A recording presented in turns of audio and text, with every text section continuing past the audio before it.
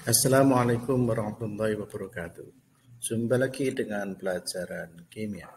Baiklah, pada kesempatan ini kita akan belajar tentang bab elektrokimia, khususnya tentang sel elektrolisis. Para siswa sekalian, baru-baru ini atau belakangan ini kita sering mendengar tentang bahan bakar hidrogen untuk menjadi salah satu alternatif dari penggantian bahan bakar minyak yang seringkali dilanda krisis. Bahan bakar hidrogen ini dihasilkan salah satunya oleh proses elektrolisis. Nah, di dunia industri kita juga menemukan fenomena bahwa banyak industri logam melakukan electroplating untuk tujuan-tujuan tertentu untuk meningkatkan kualitas logam dan membuat aliansi logam untuk keperluan pesanan dari konsumen. Sedangkan di sehari-hari di tengah-tengah masyarakat, di pasar pada khususnya, sering kita menjumpai tentang orang-orang yang melakukan penyepuan logam, penyepuan emas khususnya. Dalam hal ini, penyepuan emas ini dengan niat agar bisa menjadikan perhiasan yang bukan emas itu menjadi nampak seperti emas. Nah, cara yang dilakukan atau prinsip ini sesungguhnya menggunakan prinsip elektrolisis. Kamu juga tahu bahwa orang-orang yang menyetrum aki atau mengisi aki kembali yang sudah habis akinya itu bisa dilakukan dengan cara pengisian aki. Prinsip pengisian aki menggunakan strom atau aliran listrik adalah dengan membalikkan proses reaksi kimianya. Nah, proses ini adalah proses elektrolisis. Nah, baiklah, pada kesempatan kali ini kita akan membahas tentang apakah reaksi elektrolisis itu dan bagaimana serta untuk apakah reaksi elektrolisis itu dalam dunia kita sehari-hari.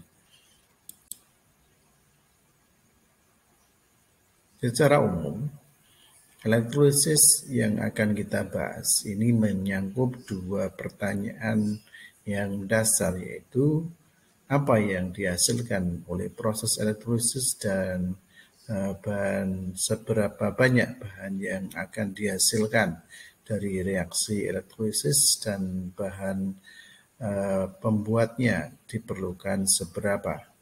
Nah, tentu saja ini merupakan kajian yang menarik. Untuk menjawab apa yang dihasilkan dari proses elektrolisis, maka harus dipelajari tentang reaksi yang terjadi.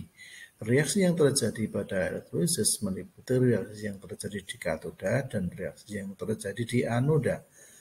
Sedangkan aspek kuantitatifnya adalah membahas tentang seberapa zat yang dihasilkan. Nah, dalam hal ini nanti akan dibahas lebih lanjut pada bagian hukum Faraday atau aplikasi hukum Faraday untuk menentukan berapa banyak zat yang dihasilkan dan yang diperlukan.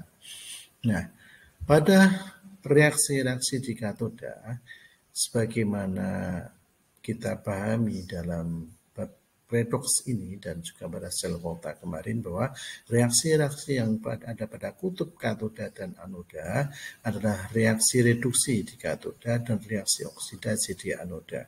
Lantas di katoda pada reaksi elektrolisis itu terjadi adalah reaksi reduksi dari kation dan atau air, karena katoda tidak mungkin atau bahan katoda tidak mungkin bereaksi reduksi. Sedangkan di anoda bisa jadi anoda yang terbuat dari bahan-bahan yang aktif bereaksi itu ikut bereaksi sehingga oksidasi bahan di anoda itu bisa terjadi.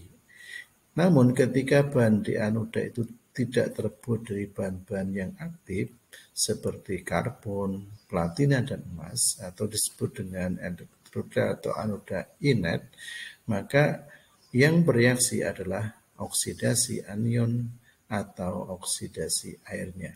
Nah, lebih lanjut kita akan bahas lebih detail satu persatu reaksi-reaksi di katoda dan reaksi-reaksi di anoda.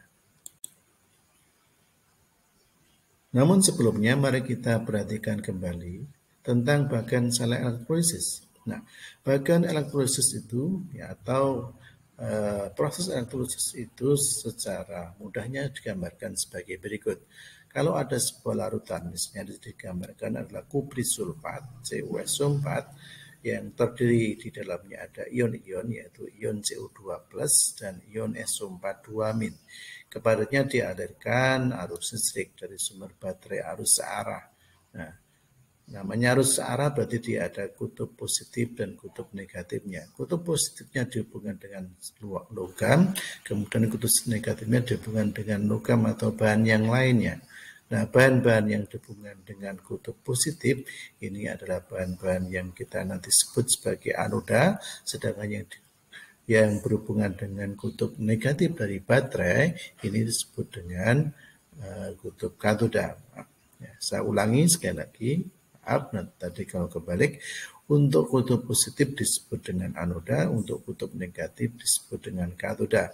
Mengapa timbul sebutan ini? Dikarenakan kutub negatif ini yang dicelupkan ke dalam larutan misalnya, maka akan ada hukum fisika di mana ion-ion yang ada di dalam larutan yang bermuatan positif atau kita sebut sebagai kation akan berkumpul menuju elektroda negatif. Maka tempat berkumpulnya atau tempat terjadinya reaksi dari kation-kation ini dinamakan dengan katoda. Sedangkan tempat berkumpulnya ion-ion negatif tentunya ada pada elektroda positif. Maka elektroda positif ini disebut dengan anion karena tempat anoda, karena tempat berkumpulnya anion. Nah, para siswa sekalian, proses terjadinya reaksi itu terjadi sekali lagi pada katoda dan pada anoda. Pada katoda ada reduksi, pada anoda akan ada oksidasi. Nah, bagaimana reaksi-reaksi itu lebih lanjut? Baiklah, mari kita ikuti ketentuan reaksi berikut. Yang pertama, di katoda. Di katoda yang penting adalah tidak akan terjadi reaksi dari bahan elektrodanya. Namun yang akan terjadi adalah reaksi yang pada larutan atau ion-ion positif yang ada pada larutan. Ion positif apa yang bereaksi? Yang pertama adalah asam, H+. H+ akan reduksi menghasilkan H2. Jadi reaksinya adalah H++ plus 2 elektron menjadi H2. Kemudian seandainya ada ion yang lain atau kalau ionnya bukan H tetapi ion yang lain bisa jadi misalnya adalah kation yang mengandung ion golongan 1A atau 2 atau 3 atau Mn2+.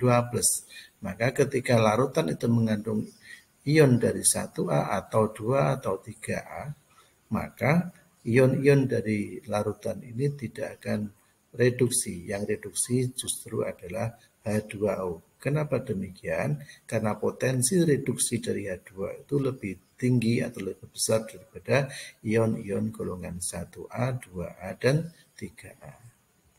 Kemudian, kalau kemudian ion-ion positif dari golongan 1A, 2A, dan 3 itu berasal dari lelehan garamnya, bukan larutan ya. Kalau larutan berarti ada airnya, kalau lelehan tidak ada airnya, maka reaksi yang terjadi adalah reaksi reduksi dari ion itu sendiri. Ya, ini kalau berupa lelehan. Nah, bagaimana kalau yang ada adalah ion yang lainnya? Jika kation yang ada di dalam larutan adalah selain golongan 1A, 2A, 3A, dan Mn, maka yang terjadi adalah reduksi dari ion logam itu. Misalnya, Fe, Fe2 plus direduksi menjadi Fe, Fe2 plus 2 elektron menjadi Fe. Nah, inilah reaksi yang terjadi pada katoda. Kita lanjutkan dengan reaksi pada anoda. Reaksi pada anoda yang pertama adalah bahwa akan terjadi reaksi pada anodanya atau bahan anodanya itu sendiri jika anodanya itu terbuat dari bahan yang di anoda ya, jika terjadi dari bahan logam aktif misalnya Cu, kemudian Fe, Na, dan seterusnya, atau selain karbon, Au, dan Pt, maka anoda dari bahan itu akan oksidasi. Misalnya Fe menjadi Fe2 plus 2 elektron. Tetapi kalau anodanya terbuat dari bahan inert, yaitu CaO atau PT, maka yang reaksi adalah anionnya atau molekul air yang ada di dalam larutan. Jika anionnya itu berasal dari garam halida, misalnya X- itu berarti adalah F-, Cl-, Br- dan juga I-, maka dia bisa bereaksi oksidasi. Jadi Cl- akan menjadi Cl2 plus 2 elektron. Namun ketika ionnya itu seperti sulfat, nitrat, karbonat, fosfat, ini adalah ion-ion yang mengandung oksigen atau rumusnya ada O-nya, ya, ion poliatomik yang ada O-nya. Maka reaksi oksidasi tidak terjadi. Yang reaksi adalah airnya. Ya. Yang reaksi adalah airnya. Air teroksidasi menjadi O2 plus 4H plus 4 elektron. Nah, ini perlu kalian hafalkan reaksi oksidasi air ini sama dengan reaksi reduksi air pada bagian katoda. Kemudian jika anionnya berasal dari basa, maka basa itu sendiri atau OH- itu sendiri yang bereaksi menghasilkan oksigen plus H2O plus 4 elektron.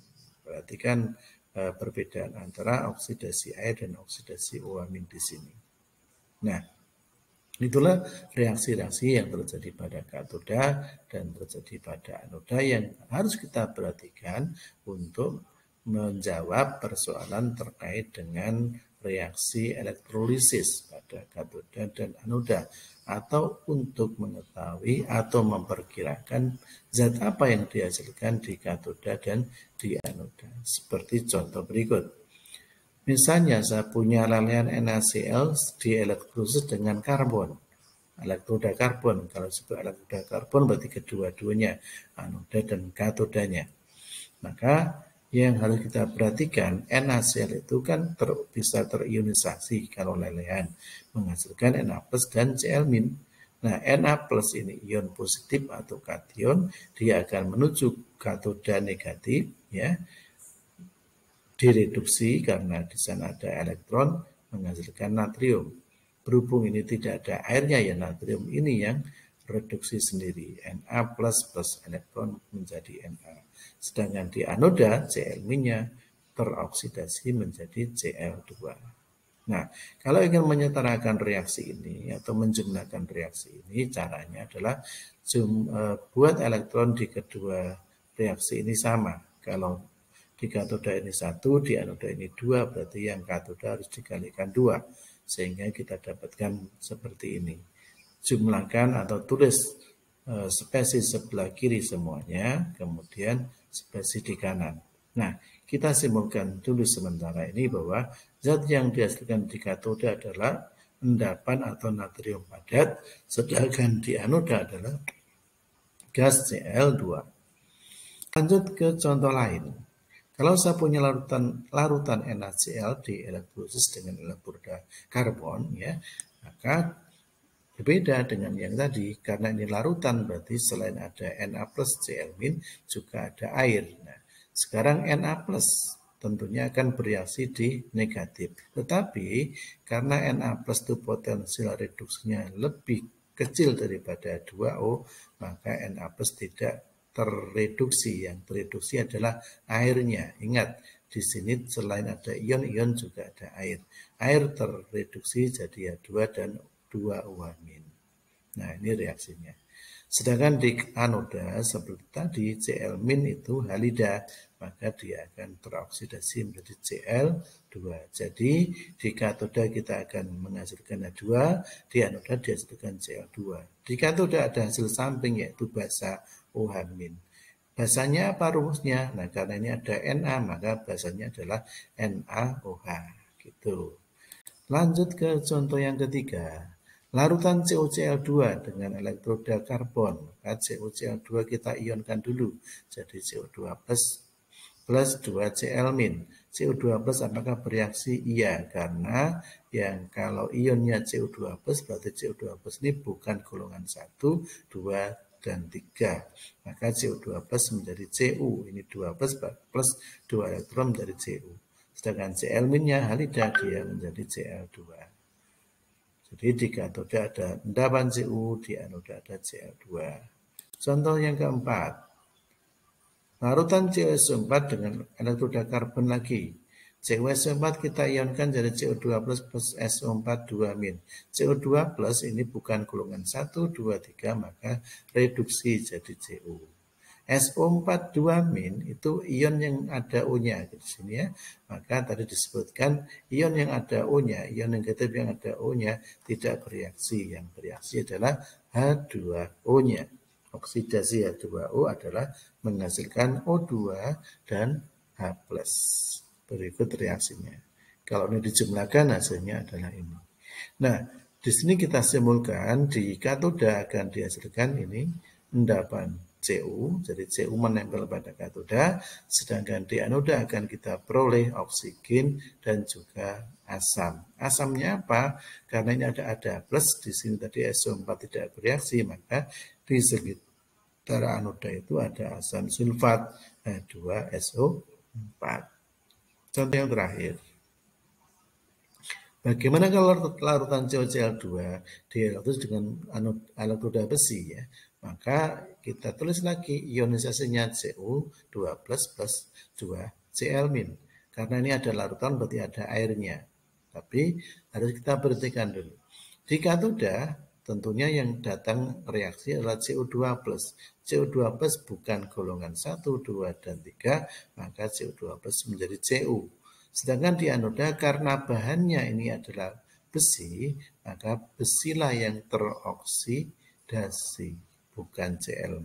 Ya. Bahannya dulu yang teroksidasi, Fe menjadi Fe2+. Maka bisa kita simpulkan di sini nanti hasil di katoda adalah Cu, di anoda adalah larutan Fe2+, ya, larutan Fe2+, yang nanti bergabung dengan Cl- menjadi FeCl2. Nah, begitu kira-kira contoh-contoh reaksi elektrolisis. Ya, tugas silakan dicoba soal ini, mudah-mudahan bisa membantu kalian. Demikian penjelasan kita pada kesempatan kali ini, mohon untuk dikerjakan tugasnya ya. Baik, Assalamualaikum warahmatullahi wabarakatuh.